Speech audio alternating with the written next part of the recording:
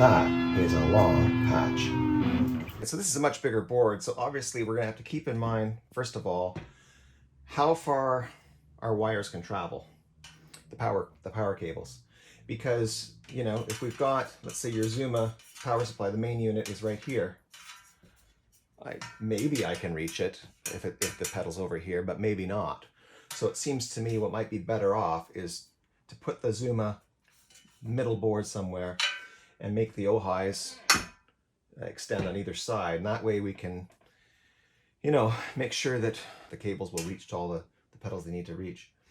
As I did last time, I'm going to mark the board here, here, here, and here so that I know where the holes need to be drilled.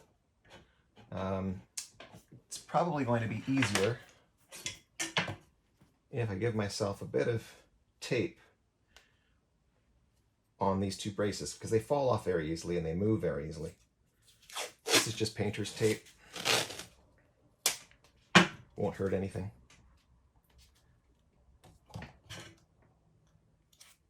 Won't stick too tightly to anything, just keeps it from falling off. I mean, otherwise it just is prone to falling off.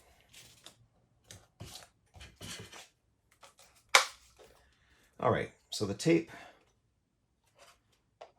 just make sure that the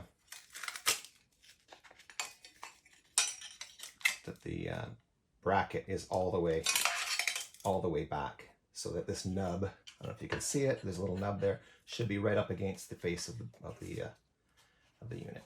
All right, so now we need to get our marker out. Good reason to put this power supply on this side instead of this side is that the power out that takes you to that takes the power from here to the Ojais is located on this side. So if I want it to be maximally in the middle, I'd want to do it this way, not this way. So put it to the left if the board's upside down.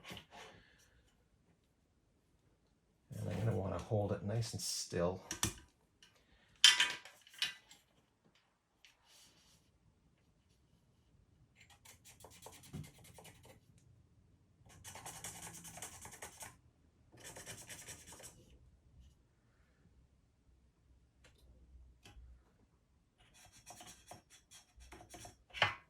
All right, I've created my marks. I can drill.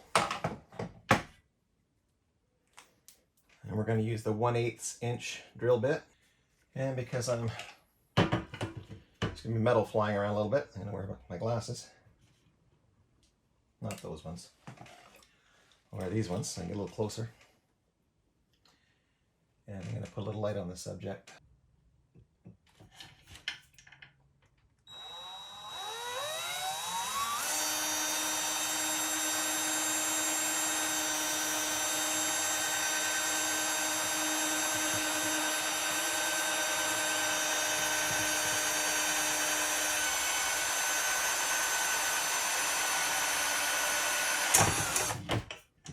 Well, that one resisted a little bit, but I got her.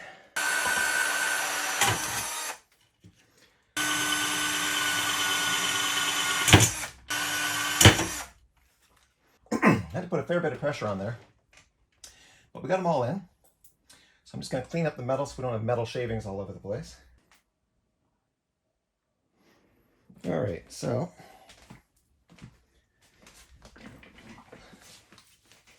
the Strymon goes in pretty easily. The Zuma. Except that these things keep falling off while you're trying to install it, but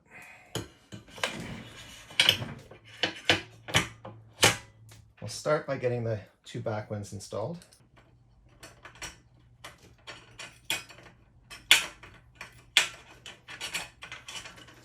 I'm going to need a longer handle screwdriver than this because I have to get in there and the bracket's in the way. Use a long handle screwdriver so I can clear this distance. Just going to get it set in there before I put the unit back in.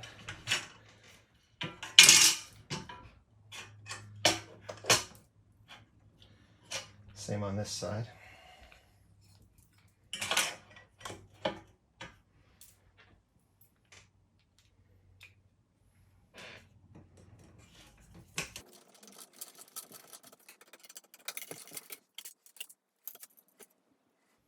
I think what I'm going to do,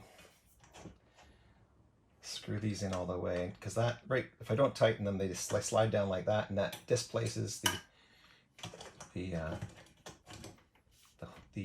gap here where the screw hole can be found. So.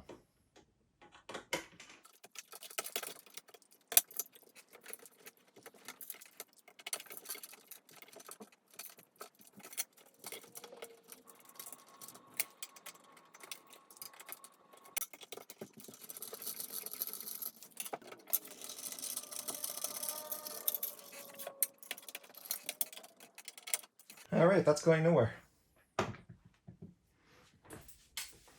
So next we have to get our Ojais into the board here. Now before, on the other board, I was putting them in the top space, and you'll see there's quite a gap there.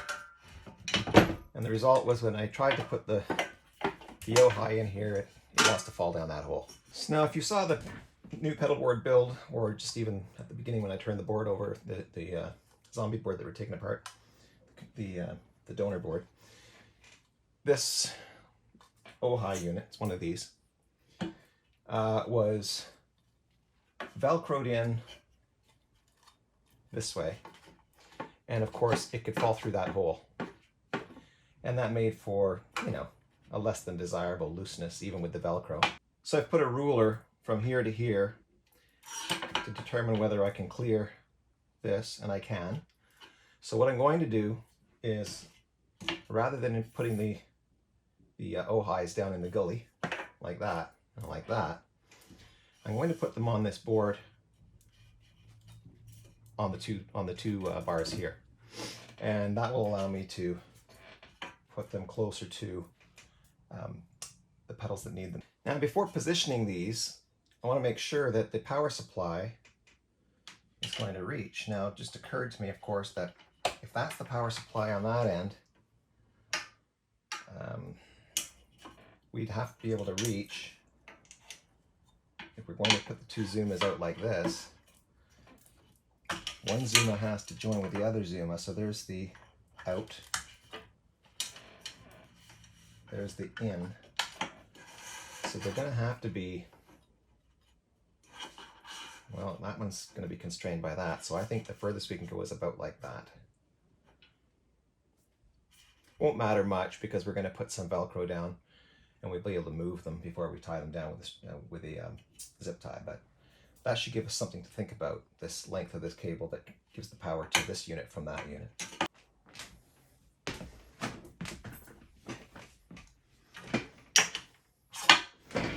I just want to show you something.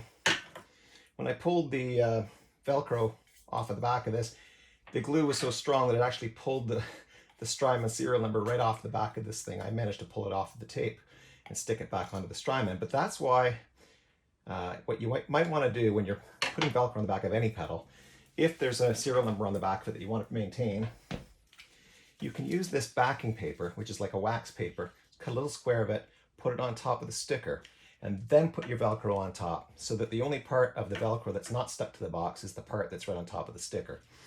When you pull the Velcro off at some point in the future, you'll still have your serial number sticker.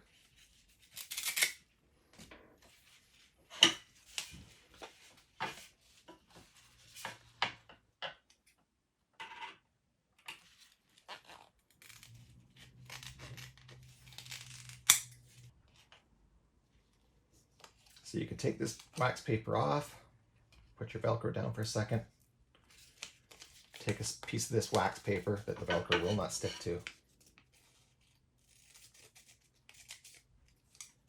put it over top of your Strymon or whatever serial number you're trying to cover up.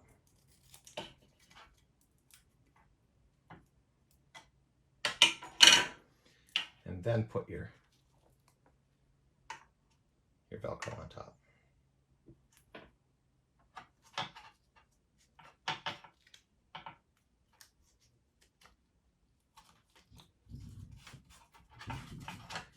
And that'll save a lot of hassle later on, as I say, if you want to keep the serial number on there. All right, so now we've got two Ojais with the soft fuzzy stuff on the bottoms. And we just need to position them, and then, in fact, we don't have to worry too much about position. As I say, what we're going to do is put a long enough strip on this bar here, on this bar over here, that the it won't matter. If we have to move the thing around a little bit to make it all fit, it won't be a problem. First, what I'm going to do is position the first one, the left one, this one, because that'll give me a good idea of how far I have to go this way with my other strip.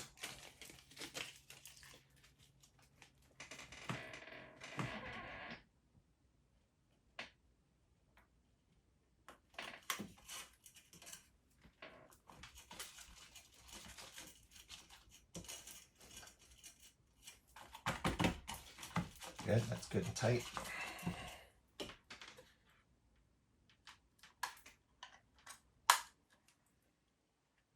And move it right up against this Zuma.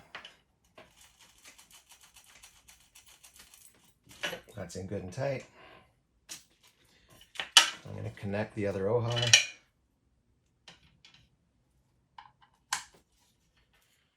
So far we can take it over, roughly there. So I'm going to put my strip right about midway.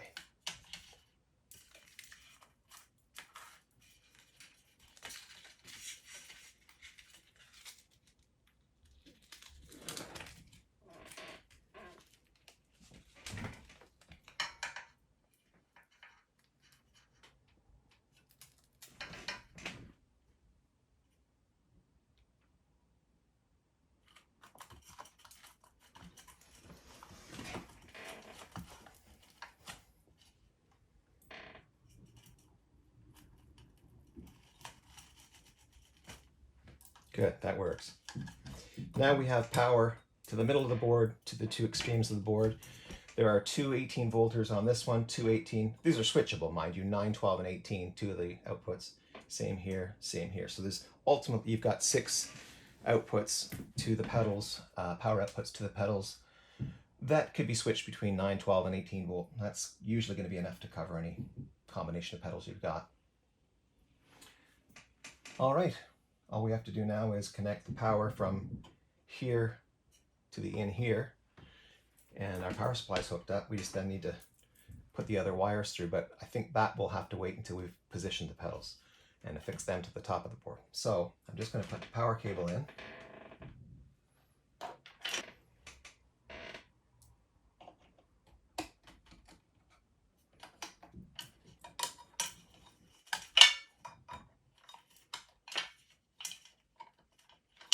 Move this down just a bit. Again, that's a good reason why you want to put a bit of length on either side.